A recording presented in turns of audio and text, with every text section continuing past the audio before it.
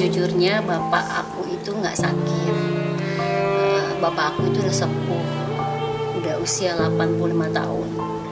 Pakai tongkat aja baru 1,5 tahun lah, mau 2 tahun lah.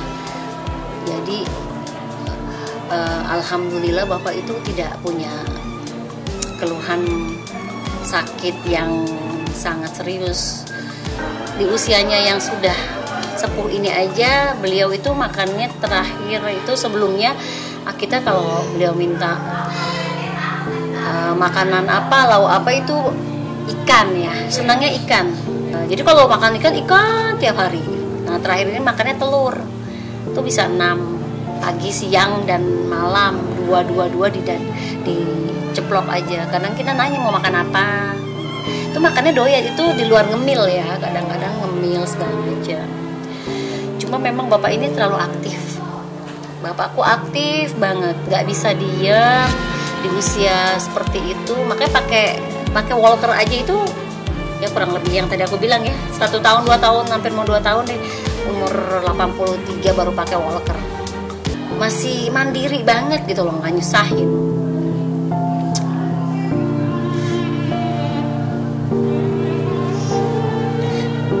Mungkin karena terlalu aktif dari muda sampai nggak mau bergantung sama anaknya.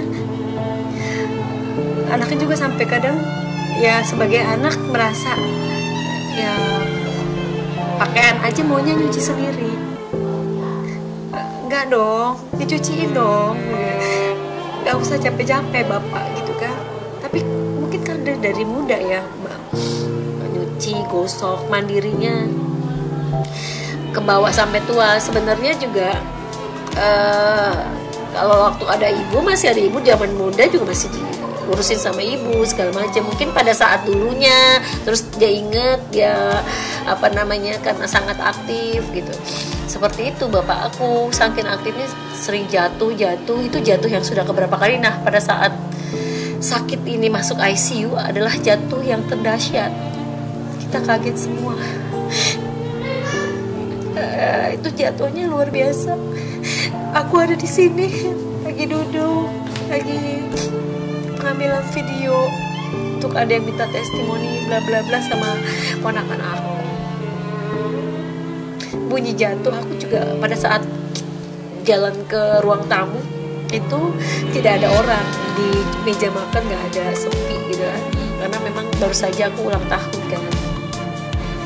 Udah selesai acara gitu kan, udah bawa bubar, kita juga udah kumpul-kumpul, udah ketawa-ketawa, ngobrol lah, keluarga juga kan kumpul banyak ya. Nah, masih tamu-tamu udah pada pulang ya, tamu yang deket udah kayak saudara aja, pada masih ada 1-2 orang. Setelah itu dengar bapak jatuh, bunyi sangat kencang, kita kaget ya. Itu situ aku yang sama ponakan aku lari ke situ, jatuh di sebelah sini ruang makan. Kaget, langsung dibawalah ke rumah sakit. Jatuhnya beda banget karena setiap bapak jatuh itu ya kepleset lah, apa masih bisa tolong gitu kan. Sampai detik ini aku tidak berani lihat rekaman CCTV karena aku ngelihat posisi yang pertama ngelihat adalah posisi di sini, langsung lari. Apa itu jatuh kencang sekali, aku sama ponakan aku lemes banget dan mau pingsan. Dan sejak itu bapak ya darahnya banyak kan, terus udah beda banget jatuhnya, padahal masih dada katanya. Aku tadi nggak lihat bapak juga, aku pikir bapak di kamar. Kakak aku di sana ya, pada katanya sempet perhatiin juga sih, aman gitu. Kakak aku yang pertama, karena aku lagi posisinya lagi serius untuk ngambil video, jadi nggak ngeh. Akhirnya jatuh gitu, ya udah kita bawa ke rumah sakit Koja sini semalam, nginep semalaman, terus akhirnya dipindah ke ke RSPAD, ICU, karena kan posisinya ya kritis dan koma. sudah seumur itu sampai operasi pengambilan, kan pecah ya pembuluh darahnya, cairannya di otak diambil, operasi, terus efeknya ke paru, ternyata parunya membengkak yang sebelah kanan sama kiri lebih besar ya, diambil cairan parunya. Setelah itu udah diambil, ya udah beres, udah mulai ada respon, gerak-gerak juga, terus ada suara juga walaupun cuma gitu ya. Ya perkembangannya sih bagus ya, tetapi pada saat bapak ternyata harus diambil lagi kan, dibolongin sininya untuk katanya pernapasannya nggak bagus atau apa karena pengaruh paru. Ya udah disaksin segala macam, ada lendir di paru. Setelah udah prosesnya dibolongin, namanya kedokterannya tuh sini namanya apa ya, ada sih tracheostomi atau tekniknya dilatasional seperti ini. Dibolongin, setelah habis dibolongin, aduh aku nggak tega banget ya. Nah dari situ pas habis dibolongin, karena katanya kalau nggak dibolongin saluran nafasnya terganggu karena dari selang terus bisa infeksi, jadi harus dari sini. Ya udah dari sini. Nah, kalau nanti bapak dari biusannya sudah sadar gitu kan, kayak orang kayak orang kelelep gitu, hap gitu maksudnya istilahnya apa ya? Ya kayak orang tenggelam gimana ya? Ngap gitulah. Akhirnya harus dilakukan seperti itu. Ada masalah lagi di parunya, slemnya banyak, diambillah slemnya. Tindakan slemnya diambil, itu bapak drop, turun semua, detak jantungnya, terusnya darahnya, gula darah segala macamnya. Itu rencananya mau dioperasi lagi dalam perut, karena cairannya di otak jangan sampai, kan ada di luar tuh cairannya, kalau kelamaan bisa infeksi, jadi harus dimasukkan ke dalam perut. Ada alat tuh permanen seumur hidup katanya lah, kata gitu. Aku berpikir kasihan banget ya bapak aku gitu kan, umurnya udah sepuh, tapi itu pun kalau bapak stabil, tapi kan bapak nggak stabil, apalagi setelah habis pengambilan lendir atau slem gitu ya di paru, tidak bisa dikasih tindakan sebelum almarhumnya stabil, akhirnya tidak jadi. Dan setelah itu tadi malam sih saya tidur gelisah, jujur kepikiran bapak.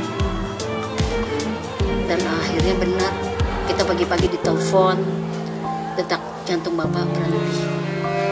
Ya udah kita semua ke rumah sakit,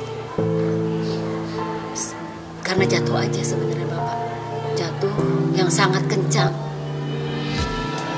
Akhirnya ya udah, anak-anaknya semua pasrah dengan jalan takdir ini, hanya bisa berdoa. Mungkin ini jalan terbaik yang diberikan sama Allah Subhanahu wa Ta'ala, jadi harus ikhlas. Jadi bapak mungkin milihnya pas hari Minggu, yang nggak tahu ya qadarullahnya meninggalnya pagi-pagi tadi jam 7.55 pagi. Terus jalanan kan juga kan menuju pemakaman sepi, walaupun ada nih rame, dan anehnya tuh di jalan ada orang lah yang ngebantu kalau menuju dari rumah sakit menuju rumah. Tiba-tiba ada motor yang satu orang ganti-gantian, terus sampai rumah. Siapa itu ya? Kok dia bantuin kita nggak kenal. Kita cari lagi sampai rumah, mau bilang ngucapin terima kasih, udah nggak ada. Kata ponakan aku, itu relawan kayaknya, relawan memang kalau ada mobil jenazah itu otomatis dibantu. Oh gitu, aku baru tahu. Kalau kita kan di jalan ada ambulan, paling kita berjalan pelan, suruh ambulan dulu jalan duluan kan. Kayak gitu, kalau dia langsung bantuin sampai selesai, sampai depan rumah. Kita cari lagi mobil settings, udah nggak ada. Kayak gitu terus juga menuju pemakaman, tiba-tiba ya nggak tahu dilancarkan aja, padahal memang kan ada lampu merah, terus ada, kita sih jalannya nggak terlalu kencang yang seperti ambulan waktu menuju dari rumah sakit ke ini ya, ke rumah. Jalannya santai, tapi kita dengan ambulan depan, terus dengan kendaraan juga ada beberapa banyak. Tiba-tiba ada deh orang yang kayak bantuin untuk kita ngasih jalan, padahal orang-orang tuh mau jalan, ditutupin sama dia mobil gitu, entah itu mobil dari tadi di situ atau karena dia juga pakai hazard gitu kan, lampunya pakai hazard. Terus udah gitu kata kita, oh baik banget ya, orang itu kayak selalu alhamdulillah dilancarkan semua. Terus jalannya karena memang hari Minggu juga ya, selain sepi tidak terlalu padat kan. Kalau di hari biasa luar biasa padatnya minta ampun, entah itu hari Senin, Selasa, Rabu gitu. Belum mobil-mobil besar kayak kontainer segala macam, ini kan daerah Priuk terus sama Cilincing, lewatnya kan TPU-nya menuju Pondokopi, lewat yang selalu dilalui dengan kontainer itu kan tidak terlalu padat kalau hari Minggu.